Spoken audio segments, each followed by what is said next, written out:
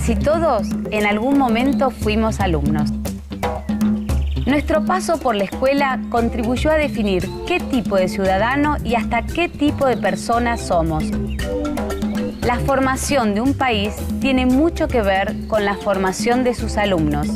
Se empieza el alumno como un ser, como un grupo, y en este caso como un grupo político.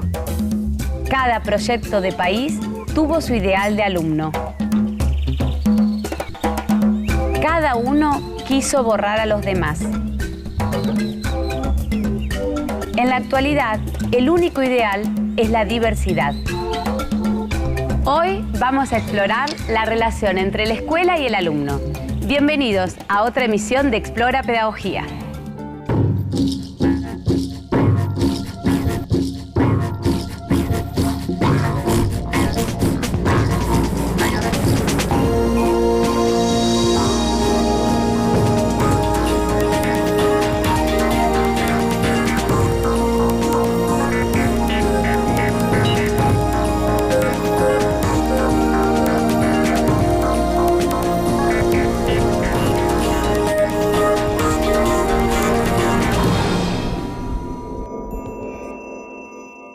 Siempre hubo quien enseñaba y quien aprendía, pero no siempre hubo alumnos tal como los entendemos hoy.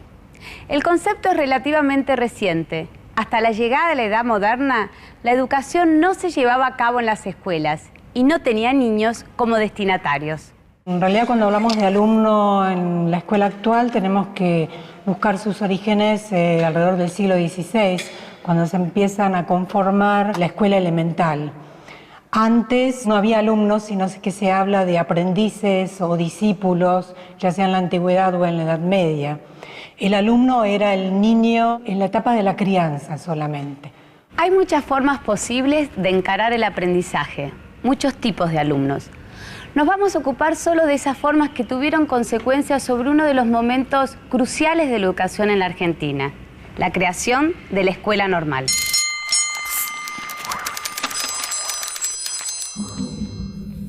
Todo niño debe devenir alumno, ya es una obligación ser alumno. Se empieza el alumno como un grupo, y en este caso como un grupo político.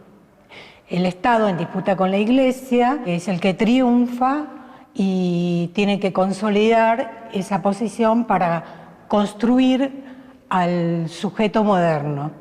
En el caso de la Argentina, tiene que construir al ciudadano argentino. Yo diría el concepto de igualdad que se manejaba en la escuela era muy aliado al concepto de igualdad a base de que todos somos iguales y que todos debemos ser iguales en el sentido de la famosa homogeneización que fue, digamos, la pauta de los sistemas escolares latinoamericanos, de formar un Estado-nación soberano. Hubo un conjunto de mecanismos que se pusieron en juego a fines del siglo XIX, a inicios del siglo XX, que duraron varias décadas, que tuvo que ver con varios aspectos de modelizar y avanzar sobre las formas de vida familiar. Un ejemplo muy claro de esto es el control del uso de la lengua. Los maestros y maestras tenían pautado un conjunto de cuestiones que tenían que prohibir, como que los niños trajeran modismos de la casa, formas de saludo, que produjeran formas de sociabilidad de la propia casa. El normalismo fue un modelo educativo impulsado por Sarmiento, que definía qué enseñar, cómo enseñar y cómo debían ser los alumnos. Era un modelo unificador que intentaba impartir los mismos valores a toda la población, con el objetivo de convertir a los hijos de inmigrantes en ciudadanos argentinos.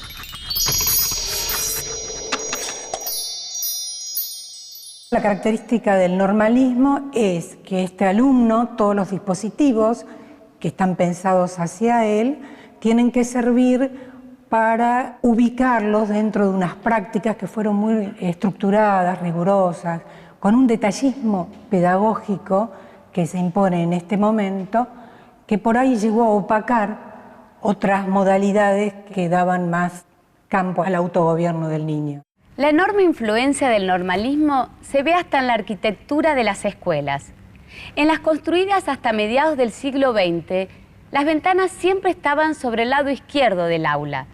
De este modo, los alumnos reciben luz desde la izquierda y no se hacen sombra al escribir siempre y cuando sean diestros. Las primeras escuelas son las que uno ahora puede ver como escuelas monumentales. Esto nos habla de la importancia que se le está dando a la educación en ese momento. Pero también se está pensando siempre en relación del alumno, desde características como la iluminación, que tiene que venir del lado izquierdo, de donde está sentado el alumno, porque todos los alumnos tienen que escribir con la mano derecha, para no hacerse sombra, porque en esta normalización no puede haber alumnos que escriban con la mano izquierda.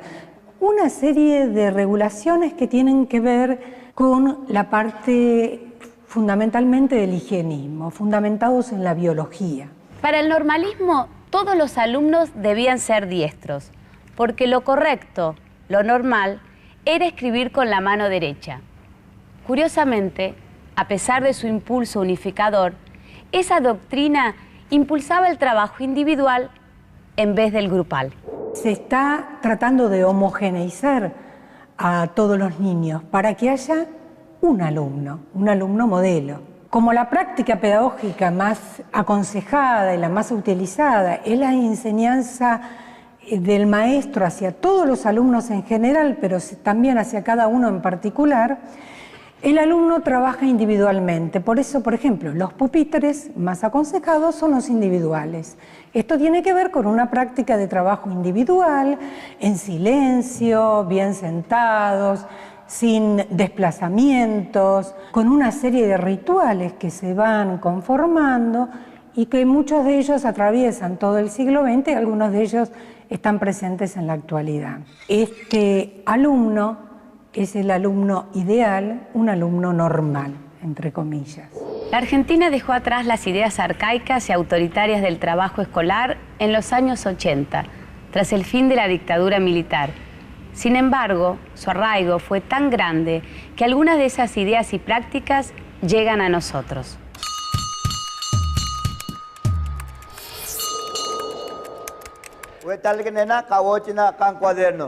Entonces, a ver. Ahora uno trabaja tratando de potenciar las diferencias, se piensa que el alumno viene con una carga, con un capital cultural que trae de su medio, de donde hay que trabajar desde allí, potenciarlo. No se niegan estos, no se tratan de negar este cúmulo de aprendizajes que traen desde su medio ambiente. El trabajo individual, la lectura silenciosa, por ejemplo, se continúa, pero también se valoriza el trabajo del grupo, el escuchar al compañero. Este barquito de papel todos los días hecho mi barquito de papel.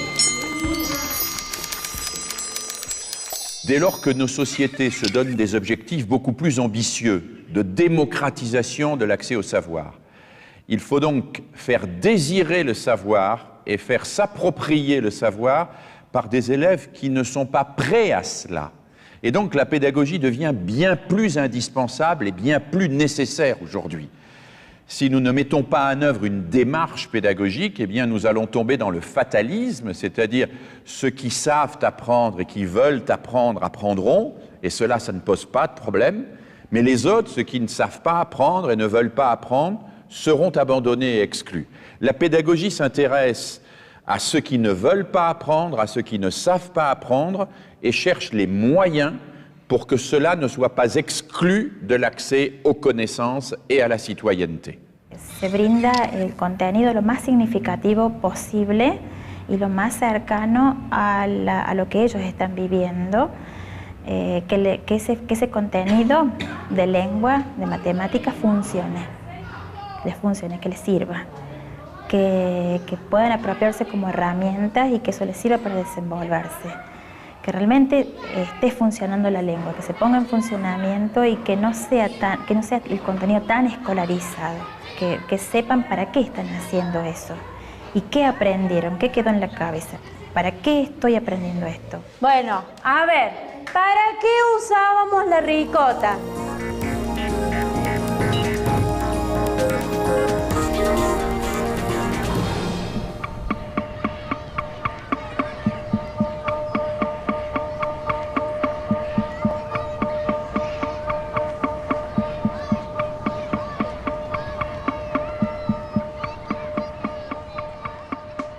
Los alumnos reflejan una sociedad múltiple, compuesta por pobres, ricos, extranjeros, hijos de inmigrantes y miembros de las comunidades originarias, cada uno con una identidad particular.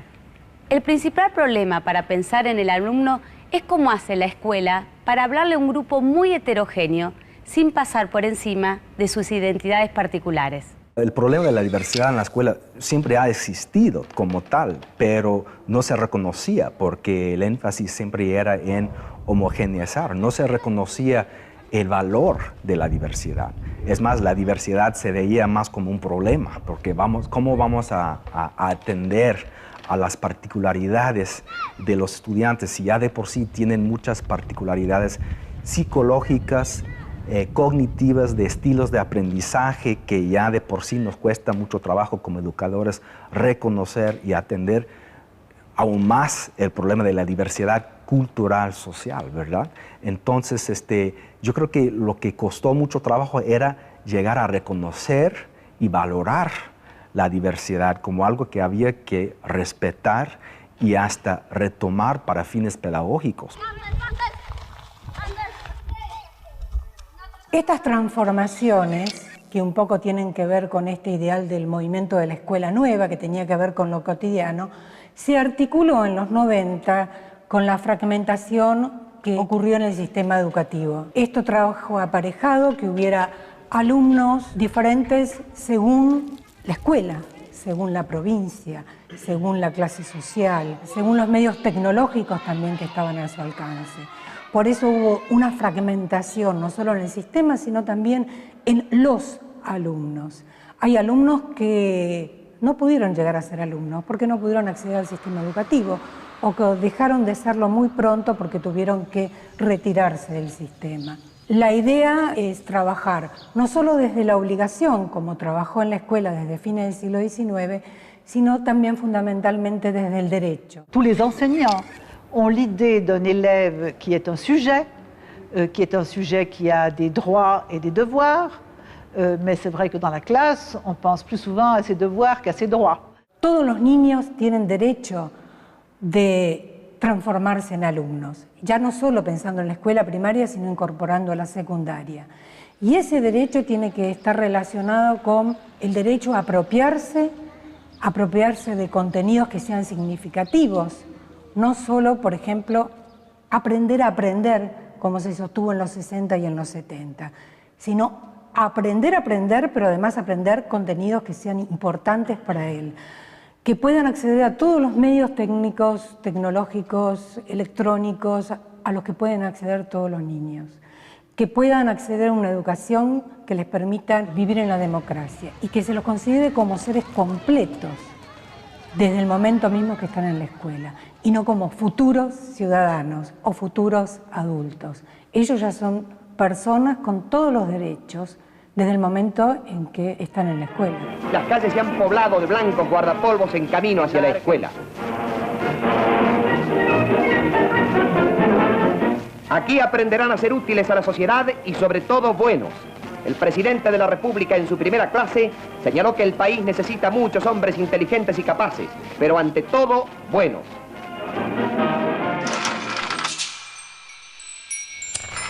Hoy en día es habitual oír hablar de tolerancia o del respeto por la diversidad, pero a veces esto se repite como eslogan, sin reflexionar demasiado sobre su significado.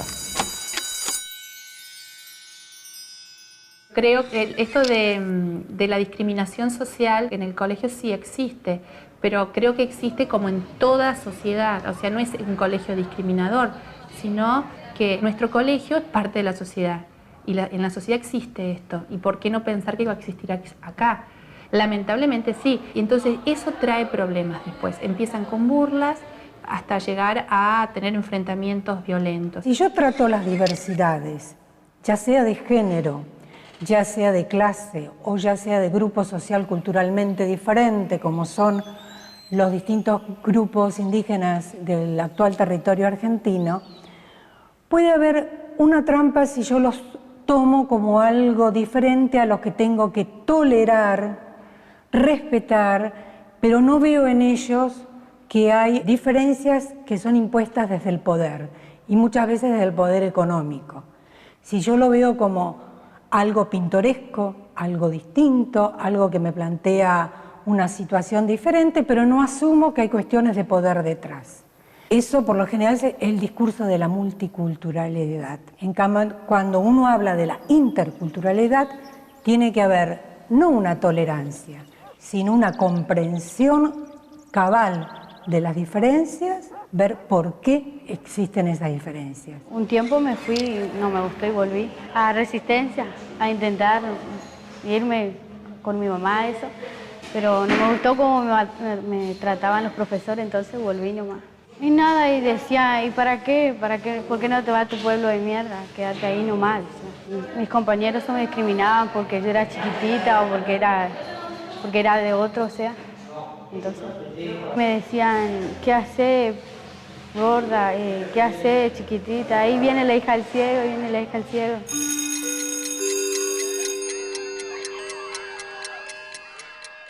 Las mujeres fuimos incorporadas a la enseñanza ya en el siglo XIX, pero la educación que recibimos hasta hace poco no era exactamente igual a la de los hombres. Hasta avanzado el siglo XX, las mujeres no votábamos, solo había un número limitado de empleos y en muchos casos ni siquiera decidíamos con quién casarnos o cómo disponer de nuestro propio dinero. Nuestra educación reflejaba esas diferencias.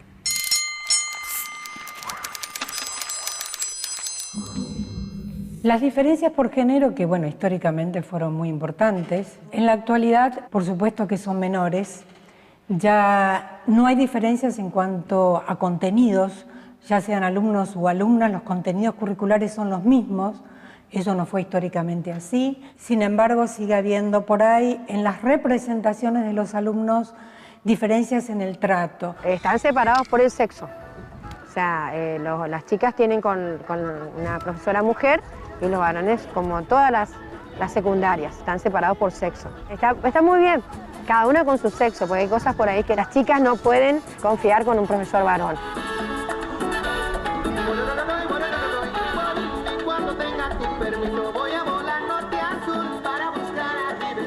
Se separan por género porque ya eso fue desde la creación de la escuela media, ¿no es cierto?, de que así sea.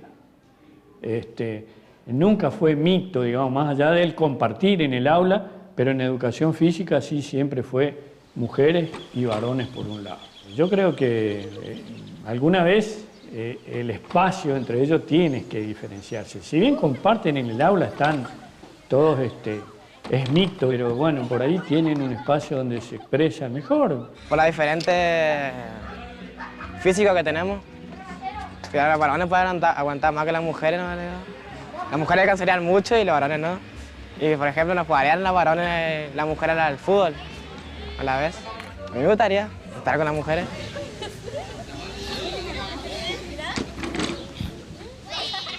Existen las diferencias de género porque hay diferencias de género. No quiero decir que no haya. Otra cosa es pensar las diferencias de género desde el sistema. Y creo que en eso se ha avanzado mucho en el sentido que ya no, por lo menos no se piensan estas diferencias, aunque algunos rituales las siguen acompañando.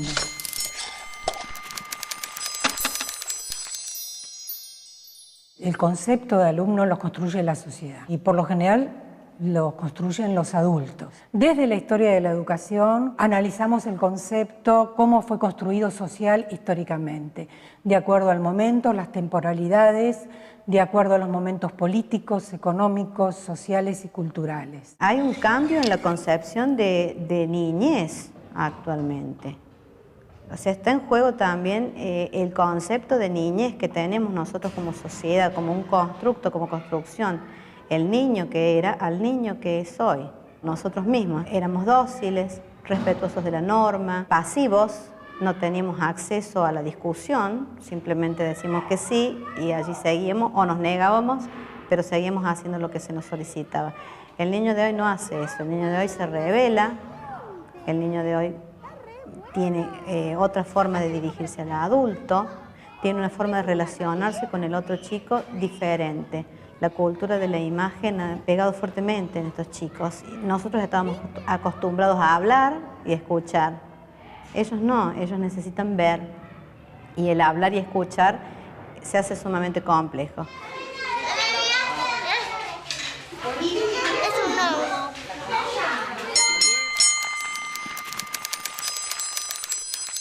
Así como los chicos cambian, también cambian las familias.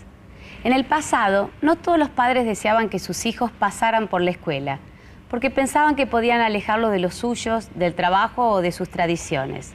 Hoy la escuela es una preocupación central en la familia. Un niño se transforma desde que sale de su casa, entra a la escuela, sale de la escuela, se transforma en niño. En este pasaje diario, la familia tiene incorporado que el niño, además, es un alumno. ¿De cuáles? La idea de alumno que construye la familia son diferentes de acuerdo a la familia. Por lo general hay mucha expectativa en algunos grupos familiares de que la escuela les va a dar todo lo que la familia no les puede dar. Y cuando se miró al espejo dijo... Au fur et à mesure que les autres institutions voient leur pouvoir diminuer, la religion, la famille, l'État, etc., l'école voit son pouvoir augmenter dans l'imaginaire social. Il faut que l'école transmette les savoirs, qu'elle apprenne la politesse, qu'elle apprenne le vivre ensemble, etc., etc. Parce que l'école reste, dans beaucoup de sociétés, le seul endroit où tous les enfants passent et où ils rencontrent des règles communes et des savoirs communs. Nos sociétés sont très divisées, très éclatées, les gens se rencontrent peu ou se rencontrent pas, et l'école, ça reste ça. Alors l'école, elle a une très forte demande, et on fait à son égard parfois des rêves les plus fous. On imagine que l'école pourrait supprimer la pauvreté, que l'école pourrait supprimer les injustices, que l'école pourrait rétablir la démocratie là où elle n'est pas. Je crois que c'est excessif, mais en même temps, il ne faut pas tomber dans l'excès inverse. L'école ne peut pas tout, mais elle peut quelque chose. Aunque nuestra idea actual de qué es un alumno es más completa, abierta y democrática que la que existía en el pasado, también podemos preguntarnos, ¿cómo podemos mejorarla? ¿Qué nos falta? Lo que veo que falta es una concientización de parte de los alumnos, sobre todo los alumnos de escuela secundaria que pueden llegar a comprenderlo más cabalmente, que la escuela es un derecho para apropiarse culturalmente de los medios simbólicos y materiales de esta sociedad, que es una herramienta que les va a permitir a ellos un campo no solo de trabajo, sino un campo de entender la política, la sociedad, la cultura diferente, como un derecho. Eso yo creo que todavía en el concepto del alumno, lo que él se representa como alumno, todavía no se tiene. El principal cambio en la idea de alumno surgido en los últimos años es un cambio de tiempo verbal. Durante el siglo XIX y buena parte del siglo XX, el alumno era futuro. Para el normalismo era un futuro ciudadano argentino. Para el peronismo era un futuro trabajador. Hasta para la escuela nueva de los años 60, el alumno era una inversión. Hoy ya no se piensa que el alumno está en camino de ser algo, sino que ya lo es.